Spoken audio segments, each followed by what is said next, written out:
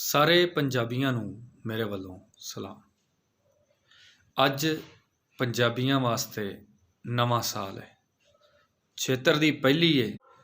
ਇਸ ਸਾਲ ਬਹੁਤ ਚੰਗੀ ਗੱਲ ਇਹ ਹੋਈ ਕਿ ਪਾਕਿਸਤਾਨ ਦੇ ਵਿੱਚ ਸਰਕਾਰ ਨੇ ਇਹਨੂੰ ਸਰਕਾਰੀ ਤੌਰ 'ਤੇ ਮੰਨਿਆ ਵੀ ਪੰਜਾਬੀ ਰਹਿਤਲ ਦਿਹਾੜ ਮਨਾਇਆ ਜਾਣਾ ਚਾਹੀਦਾ।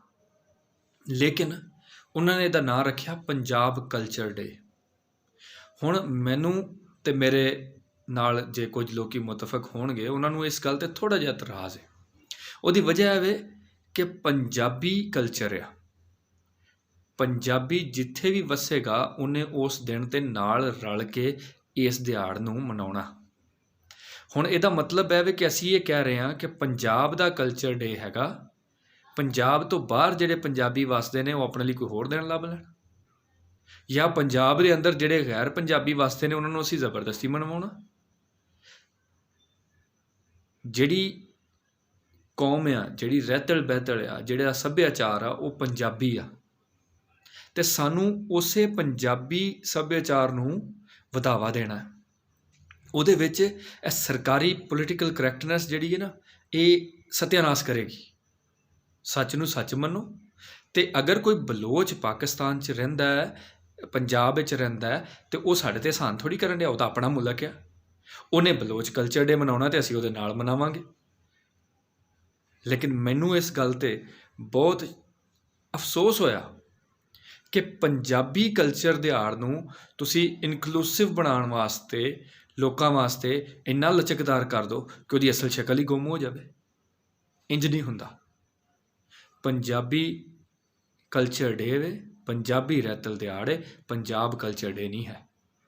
ਠੀਕ ਹੈ, ਇਹਨੂੰ ਸਿੱਧਾ ਕਰਨ ਦੀ ਲੋੜ ਹੈ। ਇਹ ਪਹਿਲੀ ਵਾਰੀ ਸੀ ਮੈਂ ਵੇਖਿਆ ਕੁਛ ਸਰਕਾਰੀ ਮਰਾਸਲਾ ਜਾਰੀ ਹੋਇਆ ਹੀ ਹੋਣਾ, ਜਿਹਦੀ ਵਜ੍ਹਾ ਨਾਲ DCO ਸਾਹਿਬਾਨ ਨੇ, DPO ਸਾਹਿਬਾਨ ਨੇ ਜਿਹੜਾ ਉਹ ਪੰਜਾਬੀ ਪਹਿਰਾਵਾ ਕੱਲ੍ਹ ਪਾਇਆ ਹੋਇਆ ਸੀ, ਬੜੇ ਸੋਹਣੇ ਲੱਗ ਰਹੇ ਸਨ। ਅੱਛੀ ਗੱਲ ਹੈ।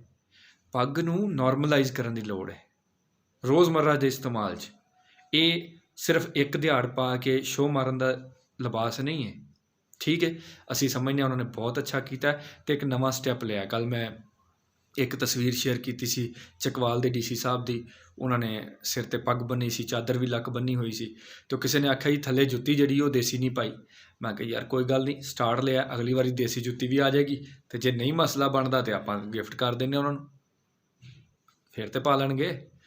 ਅਤੇ ਜਿਹੜਾ ਕੰਮ ਜਿੰਨਾ ਕੋਈ ਕਰਨ ਡਿਆ ਉਹਨੇ ਨੂੰ ਵਧਾਵਾ ਦਿਓ, ਉਹਨੇ ਨੂੰ ਉਹਦੀ ਹੌਸਲਾ ਅਫਜ਼ਾਈ ਕਰੋ ਤਾਂ ਕਿ ਉਹ ਹੋਰ ਅੱਗੇ ਚੱਲੇ, ਪੰਜਾਬੀ 'ਚ ਬੋਲਣ ਵੀ ਲੱਗਣ, ਪੰਜਾਬੀ ਦੇ ਵਿੱਚ ਦਿਨ ਮਹੀਨੇ ਵੀ ਮਿੱਥਣ ਲੱਗਣ, ਤਾਂ ਕਿ ਉਹਨਾਂ ਨੂੰ ਪਤਾ ਲੱਗੇ ਕਿ ਪੰਜਾਬੀ ਕਲਚਰ ਸਿਰਫ ਲਿਬਾਸ ਨਹੀਂ ਹੈ। ਪੰਜਾਬੀ ਕਲਚਰ ਦੇ ਵਿੱਚ ਇੱਕ ਬੋਲੀ ਹੈ, ਜਿਹਦੇ ਵਿੱਚ ਇੱਕ ਬੜਾ ਰਿਚ ਹੈਰੀਟੇਜ ਹੈ, ਜਿਹਦੇ ਵਿੱਚ ਇੱਕ ਬੜਾ ਸਾਡਾ ਉਮਦਾ ਪਿਛੋਕੜ ਹੈ, ਜਿਹਦੇ ਵਿੱਚ ਸ਼ਾਇਰੀ ਵੀ ਹੈ, ਨਸਰ ਵੀ ਹੈ, ਗਜ਼ਲਾਂ ਵੀ ਨੇ, ਜਿਹਦੇ ਵਿੱਚ ਮੁਹੱਬਤ ਦੀਆਂ ਕਹਾਣੀਆਂ ਵੀ ਨੇ, ਜਿਹਦੇ ਵਿੱਚ ਤੁਹਾਨੂੰ ਜਿਹੜੇ ਵੱਡੇ ਲਿਖਾਰੀ ਨੇ ਉਹ ਵੀ ਮਿਲਦੇ ਨੇ, ਜਿਨ੍ਹਾਂ ਨੇ ਐਸਾ ਰੂਹ ਪਰਵਰ ਕਲਾਮ ਲਿਖਿਆ ਕਿ ਤੁਸੀਂ ਉਹ ਕਲਾਮ ਸੁਣਦੇ ਸੁਣਦੇ ਤੁਹਾਨੂੰ ਲੱਗਦਾ ਕਿ ਤੁਸੀਂ ਰੂਹ ਦੇ ਵਿੱਚ, ਕੈਫ ਦੇ ਵਿੱਚ ਕਿਸੇ ਹੋਰ ਹੀ ਮੰਜ਼ਿਲ 'ਤੇ ਨਿਕਲ ਗਏ।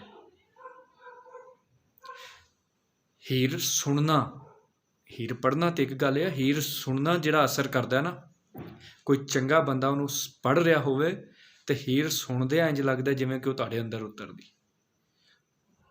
ਐਸੀ ਜਾਨਦਾਰ ਪੇਸ਼ਕਸ਼।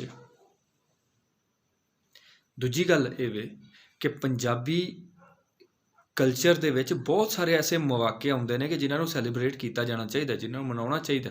ਮਸਲਨ ਹੁਣ ਅੱਜ ਅਸੀਂ ਇਹਨੂੰ ਕਹਿ ਲਿਆ ਕਿ ਪੰਜਾਬੀ ਕਲਚਰ ਡੇ ਵੇ, ਮਹੀਨੇ ਬਾਅਦ ਸਾਡੀ ਪਹਿਲੀ ਵਿਸਾਖ ਹੈ ਅਤੇ ਉਹ ਵਿਸਾਖੀ ਹੁੰਦੀ, ਵਿਸਾਖੀ ਦਾ ਮੇਲਾ ਲੱਗਦਾ, ਉਹ ਮੇਲੇ ਲਾਉਣ ਦੀ ਲੋੜ ਹੈ। ਇਸ ਸਾਲ ਵਿਸਾਖੀ ਦੇ ਮੇਲਿਆਂ ਦੀ ਵੀ ਜਿਹੜੀ ਹੈ ਉਹ ਹੌਸਲਾ ਅਫਜ਼ਾਈ ਕਰੇ ਗੌਰਮੈਂਟ, ਤਾਂ ਕਿ ਪੰਜਾਬ ਦੇ ਵਿੱਚ ਪੰਜਾਬੀ ਨਵੀਂ ਨਸਲ ਨੂੰ ਇਹ ਪਤਾ ਲੱਗੇ ਵੀ ਵਿਸਾਖ ਹੁੰਦਾ ਕੀ ਸੀ ਅਤੇ ਇਹਦਾ ਚਾਅ ਕਿੰਨਾ ਹੁੰਦਾ ਸੀ। ਲੋਕ ਇਸ ਦਿਨ ਨੂੰ ਇੱਕ ਬਹੁਤ ਹੀ ਯਾਨੀ ਸ਼ਾਨਦਾਰ ਈਦ ਦੀ ਤਰ੍ਹਾਂ ਮਨਾਉਂਦੇ ਨੇ। ਕਿ ਅਸੀਂ ਉਸ ਰਵਾਇਤ ਨੂੰ ਭੁੱਲਦੇ ਤਾਂ ਨਹੀਂ ਜਾ ਰਹੇ। ਅਗਲੀ ਗੱਲ ਮੈਂ ਇਹ ਕਰਨਾ ਚਾਹੁੰਦਾ ਕਿ ਪੰਜਾਬ 5 ਦਰਿਆਵਾਂ ਦੀ ਧਰਤੀ ਆ, 5 ਹੀ ਦਰਿਆ ਇਸ ਧਰਤੀ ਨੂੰ ਸਰਾਬ ਕਰਦੇ। ਇਸ ਧਰਤੀ ਦੇ ਵਿੱਚ ਜ਼ਰਖੇਜ਼ੀ ਆ, ਇਸ ਧਰਤੀ ਦੇ ਵਿੱਚ ਅਨਾਜ ਆ, ਇਸ ਧਰਤੀ ਦੇ ਵਿੱਚ ਭੁੱਖ ਤੇ ਲੜਾਈਆਂ ਦੀ ਜਗ੍ਹਾ ਕੋਈ ਨਹੀਂ। ਲੋਕੀ ਰੱਜੇ ਪੁੱਜੇ ਨੇ। ਇਸੇ ਚੀਜ਼ ਨੂੰ ਸ਼ੋਅ ਕਰਨ ਦੀ ਜ਼ਰੂਰਤ ਹੈ, ਇਸੇ ਚੀਜ਼ ਨੂੰ ਅੱਗੇ ਲੋਕਾਂ ਦੇ ਅੱਗੇ ਪੇਸ਼ ਕਰਨ ਦੀ ਜ਼ਰੂਰਤ ਹੈ। ਅੱਜ ਦੇ ਦੌਰ ਦੇ ਵਿੱਚ ਹਰ ਸ਼ੈ ਪ੍ਰੈਜੈਂਟੇਸ਼ਨ 'ਤੇ ਡਿਪੈਂਡ ਕਰਦੀ ਆ।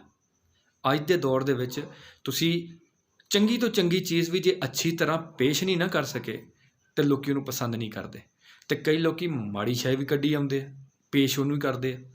ਕਿਹੜਾ ਟਾਈਮ ਐਸਾ ਆਇਆ ਸੀ ਕਿ ਪੰਜਾਬ ਦੇ ਵਿੱਚ ਪੰਜਾਬੀ ਲੁੱਡੀ, ਪੰਜਾਬੀ ਝੂਮਰ, ਪੰਜਾਬੀ ਭੰਗੜਾ, ਪੰਜਾਬੀ ਗਿੱਧਾ ਇੱਕ ਲੱਚਰ ਡਾਂਸ ਦੀ ਸ਼ਕਲ ਇਖਤਿਆਰ ਕਰ ਗਿਆ, ਅਤੇ ਲੋਕਾਂ ਨੇ ਇਹੋ ਹੀ ਸਮਝ ਹੋਏਗਾ ਪੰਜਾਬੀ ਕਲਚਰ ਇਹੋ ਹੀ ਹੈ। ਕਿਹੜਾ ਟਾਈਮ ਇਹ ਆਇਆ ਸੀ ਕਿ ਪੰਜਾਬ ਦੇ ਵਿੱਚ ਜ਼ੋਰ ਅਜ਼ਮਾਈ ਦਾ ਜਿਹੜਾ ਤਰੀਕਾਕਾਰ ਸੀ, ਜਿਹੜੇ ਪੰਜੇ ਲੜਾਉਣੇ ਸਨ, ਜਿਹੜੇ ਰੱਸੇ ਫੜਨੇ ਸਨ, ਜਿਹੜੇ ਕੁਸ਼ਤੀਆਂ ਕੌਡੀਆਂ ਸਨ, ਜਿਹੜੀਆਂ ਦੌੜਾਂ ਸਨ, ਉਹ ਜ਼ੋਰ ਅਜ਼ਮਾਈ ਜਿਹੜੀ ਹੈ ਉਹ ਬੰਦੂਕ ਕਲਚਰ ਦੀ ਸ਼ਕਲ ਇਖਤਿਆਰ ਕਰ ਗਈ। ਉਹ ਸਿਰਫ ਲੜਾਈ ਝਗੜੇ ਦੀ ਸ਼ਕਲ ਇਖਤਿਆਰ ਕਰ ਗਈ। ਕਿਹੜਾ ਟਾਈਮ ਐਸਾ ਆਇਆ ਸੀ ਕਿ ਪੰਜਾਬ ਦੇ ਵਿੱਚ ਪੰਜਾਬੀ ਕੱਪੜੇ ਪਾਉਣ ਵਾਲੇ ਨੂੰ ਅਨਪੜ੍ਹ ਸਮਝਿਆ ਜਾਣ ਲੱਗ ਪਿਆ। ਇਸ ਵਾਸਤੇ ਸਾਨੂੰ ਉਸ ਚੀਜ਼ਾਂ ਨੂੰ ਵਾਪਸ ਲਿਆਉਣ ਦੇ ਵਾਸਤੇ ਬੜੀ ਮਿਹਨਤ ਕਰਨੀ ਪਏਗੀ। ਅਗਰ ਅਸੀਂ ਚਾਹੁੰਦੇ ਹਾਂ ਕਿ ਸਾਡੇ ਤੋਂ ਅਗਲੀ ਨਸਲ ਇਹ ਬੋਲੀ ਬੋਲੇ, ਇਹ ਬੋਲੀ ਲਿਖੇ, ਤਾਂ ਬਈ ਕਮਰ ਕੱਸਣੀ ਪੈਣੀ। ਇਹ ਐਵੇਂ ਗੱਲਾਂ ਬਾਤਾਂ ਨਾਲ ਨਹੀਂ ਹੋਣਾ। ਹੈਸ਼ਟੈਗ 'ਤੇ ਨਹੀਂ ਰਲ ਸਕੇ ਅਸੀਂ ਕਿ ਪੰਜਾਬ ਕਲਚਰ ਡੇ ਹੋਵੇ, ਕਿ ਪੰਜਾਬੀ ਕਲਚਰ ਡੇ ਹੋਵੇ। ਸਰਕਾਰੀ ਵਾਲਿਆਂ ਨੇ ਜ਼ਰਾ ਜ਼ੋਰ ਲਾ ਕੇ ਪੰਜਾਬ ਕਲਚਰ ਡੇ ਦਾ ਹੈਸ਼ਟੈਗ ਟਰੈਂਡ ਕਰਾ ਦਿੱਤਾ, ਬਹੁਤ ਸਾਰੇ ਲੋਕ ਉਹਦੇ ਨਾਲ ਮੁਤਫਿਕ ਨਹੀਂ ਹੋਏ। ਮੈਂ ਇਹ ਸਮਝਦਾ ਕਿ ਸਾਨੂੰ ਇਕੱਠ ਹੋਣ ਵਾਸਤੇ, ਆਮ ਆਵਾਮ ਦੀ ਬੋਲੀ ਨੂੰ ਅੱਗੇ ਲਿਆਉਣ ਵਾਸਤੇ ਆਵਾਮ ਨੂੰ ਡਿਕਟੇਟ ਕਰਨ ਦੀ ਲੋੜ ਨਹੀਂ ਹੈ, ਉਸ ਫੀਲਿੰਗ ਨੂੰ ਪਹਿਚਾਨਣ ਦੀ ਲੋੜ ਹੈ ਜਿਹੜੀ ਆਵਾਮ ਪੇਸ਼ ਕਰ ਰਹੀ ਹੈ। ਜੇ ਆਵਾਮ ਕਹਿੰਦੀ ਹੈ ਕਿ ਪੰਜਾਬੀ ਕਲਚਰ ਡੇ ਹੈ, ਤਾਂ ਪੂਰੇ ਪੰਜਾਬ ਨੂੰ ਇਹਨੂੰ ਪੰਜਾਬੀ ਕਲਚਰ ਡੇ ਦੀ ਨਜ਼ਰ ਨਾਲ ਵੇਖਣਾ ਚਾਹੀਦਾ ਅਤੇ ਮਨਾਉਣਾ ਵੀ ਚਾਹੀਦਾ। ਕੋਈ ਸਾਨੂੰ ਕਿਉਂ ਡਿਕਟੇਟ ਕਰੇ ਵੀ ਅਸੀਂ ਦੱਸੀਏ ਵੀ ਤੁਹਾਡਾ ਕਲਚਰ ਕੀ ਹੈ ਅਤੇ ਤੁਹਾਡਾ ਦਿਨ ਕੀ ਹੈ ਅਤੇ ਉਹਦਾ ਨਾਂ ਕੀ ਹੋਏਗਾ। ਅਸੀਂ ਬਹੁਤ ਜ਼ਿਆਦਾ ਲਫ਼ਜ਼ਾਂ ਦੇ ਹੇਰ ਫੇਰ 'ਚ ਪੈ ਜਾਂਦੇ ਹਾਂ ਅਤੇ ਫੀਲਿੰਗ ਮਿਟ ਜਾਂਦੀ ਹੈ ਵਿੱਚੋਂ। ਇੱਕ ਐਸਾ ਲਫ਼ਜ਼ ਲੋਕਾਂ 'ਤੇ ਨਾਫਜ਼ ਕਰਨ ਨਾਲ ਜਿਹਦੇ ਨਾਲ ਲੋਕਾਂ ਦੇ ਅੰਦਰੋਂ ਫੀਲਿੰਗ ਹੀ ਮੁੱਕ ਜਾਏ, ਉਸ ਚੀਜ਼ ਨੂੰ ਮਨਾਉਣ ਦਾ ਸ਼ੌਕ ਹੀ ਮੁੱਕ ਜਾਏ, ਕੀ ਲੱਭੇਗਾ। ਅਤੇ ਜੇ ਅਸੀਂ 2-4 ਸਰਕਾਰੀ ਦਫ਼ਤਰਾਂ 'ਚ ਤਸਵੀਰ ਖਿਚਾ ਲਾਂਗੇ ਅਤੇ 4 ਬੰਦੇ ਨਾਲ ਖਿਲਾਰ ਲਾਂਗੇ ਤਾਂ ਉਹਦੇ ਨਾਲ ਕੰਮ ਚੱਲ ਜਾਏ। ਲੋਕਲ ਕਲਚਰ ਦੇ ਵਿੱਚ ਇਹ ਗੱਲ ਬਹੁਤ ਜ਼ਿਆਦਾ ਫੈਲ ਗਈ ਹੈ ਕਿ ਜੇ ਤੁਸੀਂ ਆਪਣੇ ਬੱਚਿਆਂ ਨੂੰ ਕਲਚਰਡ ਬਣਾਉਣਾ ਤਾਂ ਪੰਜਾਬੀ ਤੋਂ ਦੂਰ ਰੱਖੋ ਭਾਈ। ਇਹ ਗੱਲ ਸਾਨੂੰ ਵਾਰੇ 'ਚ ਨਹੀਂ, ਅਤੇ ਆਪਸ 'ਚ ਚੀਜ਼ਾਂ 'ਤੇ ਇਤਫਾਕ ਨਾ ਕਰਕੇ ਅਸੀਂ ਲੋਕਾਂ ਨੂੰ ਇਹ ਵਿਖਾਉਂਦੇ ਹਾਂ ਕਿ ਹਾਂ ਜੀ ਪੰਜਾਬੀਆਂ ਦਾ ਜਿਹੜਾ ਨਾ ਕੋਈ ਗੱਲ ਕੋਈ ਨਹੀਂ ਇਹਨਾਂ 'ਚ, ਇਹਨਾਂ ਦੇ ਨਾਲ ਕੋਈ ਗੱਲਬਾਤ ਕਰਨ ਦਾ ਮਜ਼ਾ ਕੋਈ ਨਹੀਂ। ਅੱਜ ਸਾਡੇ ਸਾਰਿਆਂ ਲਈ ਨਵੇਂ ਸਾਲ 'ਤੇ ਮੇਰਾ ਇਹ ਸੁਨੇਹਾ ਹੈ ਤੁਹਾਡੇ ਵਾਸਤੇ, ਤੁਹਾਡੇ ਵੱਡਿਆਂ ਵਾਸਤੇ, ਛੋਟਿਆਂ ਵਾਸਤੇ, ਭੈਣਾਂ ਵਾਸਤੇ, ਭਰਾਵਾਂ ਵਾਸਤੇ, ਬੰਦਿਆਂ ਵਾਸਤੇ, ਬੀਬੀਆਂ ਵਾਸਤੇ, ਹਰ ਪੜ੍ਹਦੇ ਬੱਚੇ ਵਾਸਤੇ, ਹਰ ਅਨਪੜ੍ਹ ਵਾਸਤੇ, ਹਰ ਸਕੂਲ ਜਾਂਦੇ ਵਾਸਤੇ, ਕੰਮ ਕਰਦੇ ਵਾਸਤੇ, ਕਿ ਪੰਜਾਬੀ ਨਾ ਸਿਰਫ ਬੋਲੋ, ਨਾ ਸਿਰਫ ਪਾਓ, ਬਲਕਿ ਪੰਜਾਬੀ ਬਣ ਕੇ ਵੀ ਵਿਖਾਓ। ਆਪਣੇ ਜਿਹੜੇ ਤੁਹਾਡੇ ਪੁਰਖੇ ਨੇ, ਆਪਣੇ ਜਿਹੜੇ ਸਾਡੇ ਵੱਡਕੇ ਨੇ, ਉਹਨਾਂ ਦੇ ਨਕਸ਼ੇ ਕਦਮ 'ਤੇ ਚੱਲ ਕੇ, ਜਿਨ੍ਹਾਂ ਦੀ ਗੱਲ 'ਚ ਕੋਈ ਵਜ਼ਨ ਹੁੰਦਾ ਸੀ, ਜਿਨ੍ਹਾਂ ਦੀ ਗੱਲ ਸੁਣ ਕੇ ਲੋਕ ਕਹਿੰਦੇ ਹਨ ਕਿਸੇ ਬੰਦੇ ਗੱਲ ਕੀਤੀ ਹੈ, ਉਂਝ ਦਾ ਬਣਨ ਲਈ ਸਾਨੂੰ ਮਿਹਨਤ ਕਰਨੀ ਪਏਗੀ। ਆਪਣੇ ਬੱਚਿਆਂ ਨੂੰ ਪੰਜਾਬੀ ਬੋਲੀ ਵੱਲ ਲਿਆਉਣ ਵਾਸਤੇ ਮਾਹੌਲ ਪੰਜਾਬੀ ਦਾ ਦੇਣਾ ਪਏਗਾ। ਉਹਦੇ ਇਰਦ ਗਿਰਦ ਪੰਜਾਬੀ ਉਹਨਾਂ ਨੂੰ ਨੱਚਦੀ, ਗਾਉਂਦੀ ਅਤੇ ਖੇਡਦੀ ਨਜ਼ਰ ਆਉਣੀ ਚਾਹੀਦੀ, ਫਿਰ ਉਹ ਪੰਜਾਬੀ ਲਾਉਣਗੇ। ਚੜ੍ਹਦੇ ਪੰਜਾਬ 'ਚ ਪੰਜਾਬੀ ਨਾਲ ਬਿਹਤਰ ਸਲੂਕ ਕੀਤਾ ਗਿਆ ਅਤੇ ਉੱਥੇ ਅਜੇ ਵੀ ਪੰਜਾਬੀ ਕਾਇਮ ਹੈ, ਅਤੇ ਇੱਕ ਇੰਡਸਟਰੀ ਦੀ ਸ਼ਕਲ ਵੀ ਇਖਤਿਆਰ ਕਰ ਗਈ ਹੈ, ਲਿਖਣ 'ਚ ਵੀ, ਗਾਉਣ 'ਚ ਵੀ, ਫਿਲਮਾਂ ਬਣਾਉਣ 'ਚ ਵੀ। ਹਰ ਤਰ੍ਹਾਂ ਦੇ ਲੋਕੀ ਉੱਥੇ ਆ ਰਹੇ ਨੇ, ਆਰਟਿਸਟ ਜਿਨ੍ਹਾਂ ਨੂੰ ਬੜਾਵਾ ਦਿੱਤਾ ਜਾਂਦਾ। ਕਿ ਅਸੀਂ ਆਪਣੇ ਆਰਟਿਸਟਾਂ ਨੂੰ ਬੜਾਵਾ ਦਿੰਦੇ ਹਾਂ? ਸਾਨੂੰ ਇਹ ਸੋਚਣ ਦੀ ਲੋੜ ਹੈ। ਅਤੇ ਜੇ ਅਸੀਂ ਐਸੇ ਆਰਟਿਸਟਾਂ ਨੂੰ ਆਰਟਿਸਟ ਸਮਝਦੇ ਆ ਜਿਹੜੇ ਸਿਰਫ ਫੱਕੜਪਨ ਕਰਦੇ ਨੇ, ਅਤੇ ਉਹ ਪੰਜਾਬੀ ਅਸੀਂ ਸਮਝਦੇ ਕਿ ਇਹੋ ਹੀ ਪੰਜਾਬੀ ਹੈ, ਤਾਂ ਵੀ ਠੀਕ ਨਹੀਂ। ਸਾਨੂੰ ਆਪਣੇ ਆਪ ਨੂੰ ਇਸ ਗੱਲ 'ਤੇ ਬਿਲਕੁਲ ਫੋਕਸ ਕਰਨ ਦੀ ਲੋੜ ਹੈ ਕਿ ਅਸੀਂ ਪੰਜਾਬੀ ਨੂੰ ਅਗਲੇ ਨਸਲ ਵਾਸਤੇ ਜ਼ਿੰਦਾ ਰੱਖ ਪਾਈਏ। ਉਹਦੇ ਲਈ ਤੁਸੀਂ ਅਤੇ ਮੈਂ ਤਿਆਰ ਹੋਈਏ। ਅੱਜ ਦਾ ਮੇਰਾ ਇਹੋ ਹੀ ਸੁਨੇਹਾ ਹੈ। ਨਵੇਂ ਸਾਲ ਨੂੰ ਇੰਜੋਏ ਕਰੋ ਅਤੇ ਨਵੇਂ ਸਾਲ 'ਚ ਰੱਬ ਤੁਹਾਨੂੰ ਹੋਰ ਬਹੁਤੀਆਂ ਰਹਿਮਤਾਂ ਨਾਲ ਨਵਾਜ਼ੇ, ਤੁਹਾਡੇ ਕਾਰੋਬਾਰਾਂ 'ਚ, ਤੁਹਾਡੇ ਘਰ-ਬਾਰ 'ਚ ਤੁਹਾਨੂੰ ਬਹੁਤ ਸਾਰੀਆਂ ਬਰਕਤਾਂ ਦੇਵੇ। ਰੱਬ ਰਾਖਾ।